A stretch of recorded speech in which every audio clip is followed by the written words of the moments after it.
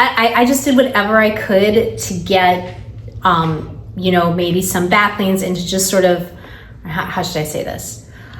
I realized early on that SEO is very much sort of a popularity contest. And the more that you're out there and on other people's websites, the better it is for your rankings. So I would always, approach people and write and offer to write blogs. I like to write. So I would, approach people that were in my market. Again, if I was trying to focus on parents, I would approach the mom bloggers and be like, hey, do you need some tips about, organizing for back to school or whatever that is. And so I got onto a lot of other people's websites, and then I would connect with, reporters and press. And again, organizing, everybody wants organizing tips. No matter how organized you are or disorganized, there's so much interest. And so I was able to really ride that wave and offer some good tips.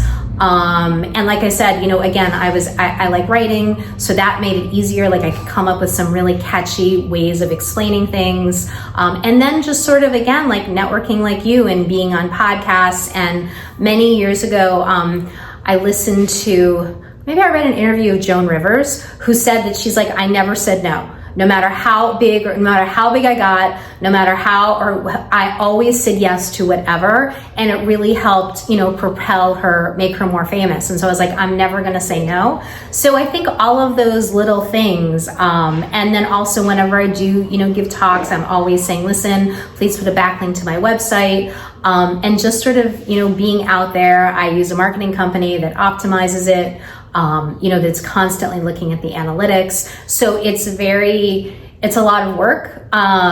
It's an investment, but that's the number one way people find me. So it's worth it. I love it.